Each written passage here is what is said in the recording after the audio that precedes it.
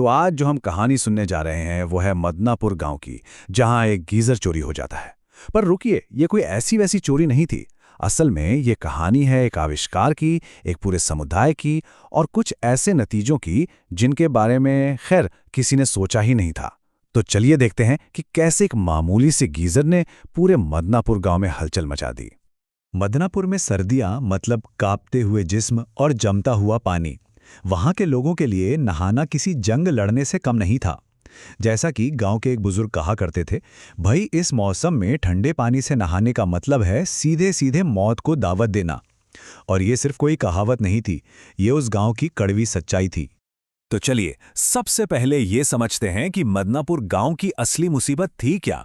क्या ये सिर्फ कड़ाके की ठंड थी या फिर ठंड की आड़ में कुछ और ही चल रहा था। सोचिए, गांव का हाल कुछ ऐसा था। लोगों ने तो नहाना ही छोड़ दिया था, मानो ये कोई फालतू का काम हो। सुबह की शुरुआत चाय से तो हो जाती थी, पर नहाने की हिम्मत, अरे वो कोई नहीं करता था। और अगर कोई दिलेरी दिखाकर नहा भी लेता तो शाम तक खांसी और बुखार उसे पकड़ ही लेते थे। आलम यह था कि गांव में नहाना बेवकूफ़ी और न नहाना समझदारी की निशानी बन गया था। मगर फिर इसी ठिठुरते माहौल के बीच एक कह सकते हैं एक तकनीकी चमत्कार हुआ। एक ऐसी चीज गांव में आई जिसने मानो सब कुछ बदल देने का वादा कर दिया। हुआ ये कि गांव का एक नौजवान संजय शहर से एक मशीन ले आया। नाम था गीजर। अब गांव वालों के लिए तो ये किसी अजूबे से कम नहीं था। सोचिए, बस एक बटन दबाओ और नल से खौलता हुआ पानी। लोगों को तो अपनी आंखों पर यकीन ही नहीं हो रहा था। ये मशीन नहीं, कोई जादुई पिटारा लग रहा था। और इस जादू का पहला अनुभव किया संजय के पिता राम खिलावन ने, जो पूरे 1 महीने से नहाने से बच रहे थे। जब वो गर्म पानी से नहाकर बाहर निकले तो उनकी खुशी का कोई ठिकाना ही नहीं था। वो सिर्फ नहाकर नहीं आए थे, ऐसा लग रहा था जैसे कोई नई जिंदगी पाकर लौटे हों। और उनकी ये खुशी इस बात का सबूत थी कि ये गीजर गांव के लिए किसी वरदान से कम नहीं था।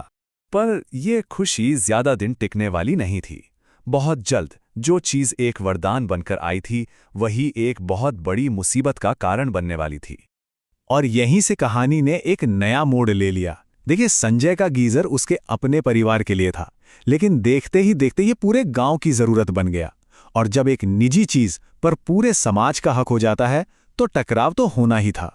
ये बदलाव इतनी तेजी से आया कि किसी को पता ही नहीं चला। पहले दिन सिर्फ परिवार ने इस्तेमाल किया, दूसरे दिन कुछ पड़ोसी आ गए, और चौथे दिन तक तो संजय का आंगन एक पब्लिक बाथरूम बन चुका था। सुबह सूरज निकलने से पहले ही घर के बाहर बाल्टी और मग लिए लोगों की लंबी लाइन लग जाती थी। गांव का जीवन मानो पूरी तरह बदल चुका था। जहां पहले सब ठंड का दुख मिलकर झेलते थे, अब वहां गर्म पानी के लिए रोज झगड़े होने लगे थे। संजय का जो शांत घर था वो अब एक मेले जैसा लगता था, जहां हर कोई पहले नहाने की होड़ में था। मतलब एक समस्या सुलझी तो 10 नई समस्याएं खड़ी हो गईं। अब इस रोज रोज की भीड़ और झगड़ों से तंग आकर संजय ने एक तरकीब सोची।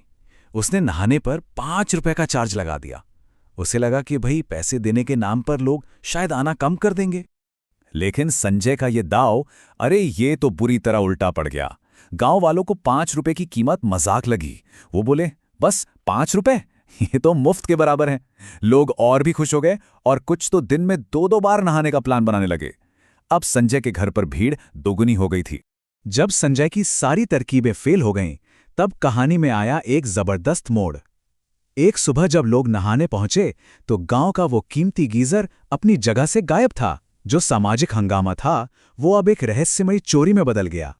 अब पूरे गांव में बस एक ही सवाल गूंज रहा था, आखिर चोर कौन है? ये एक ऐसी पहेली बन गई जिसके कई संदिग्ध थे। और कमाल की बात ये कि हर किसी के पास चोरी करने की एक ठोस वजह भी थी। शक की सुई देखिए 4 लोगों पर घूम रही थी। पहला, पड़ोसी महेश, जो रोज के शोर शराबे से इतना तंग आ चुका था कि गीजर तोड़ने की धमकी दे चुका था। दूसरा, गांव का मुखिया, जिसे संजय ने पैसे मांगने पर सबके सामने बेइज्जत कर दिया था। तीसरा, कोई बाहर का चोर। और चौथा और सबसे चौंकाने वाला शक था खुद संजय पर। क्या उसने खुद ही ये सारा खेल रचा था? मामले की जांच के लिए पुलिस तक आ गई। महेश के घर की तलाशी हुई, मुखिया से घंटों पूछताछ चली, लेकिन कुछ हाथ नहीं लगा। गीजर तो मानो हवा में ही गायब हो गया था। रहस्य और भी गहरा होता जा रहा था। और अब आता है कहानी का वो हिस्सा जहां इस पूरे रहस्य से पर्दा उठता है और असली खिलाड़ी की चालाक योजना सबके सामने आती है। गीजर के बिना गांव वापस उसी ठिठुरन भरी दुनिया में लौट गया। तब गांव वालों ने मिलकर फैसला किया कि सब चंदा इकट्ठा करके एक नया गीजर खरीदेंगे। लोगों ने भी बढ़ चढ़कर पैसे दिए और देखते ही देखते एक नए गीजर के लिए अच्छी खासी रकम जमा हो गई। इस नेक काम में संजय ने भी अपना हिस्सा डाला। और यहीं खुलता है कहानी का सबसे बड़ा राज। चोर कोई और नहीं बल्कि खुद संजय था। और उसका प्लान, अरे वो तो कमाल का था।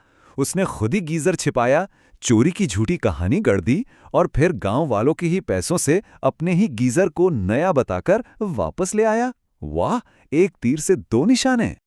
अगली सुबह संजय ने ऐलान किया कि वो रात में ही शहर से एक नया वीआईपी मॉडल वाला गीजर ले आया है और गांव वालों के पैसों से खरीदे गए इस गीजर का अब एक नया नियम था।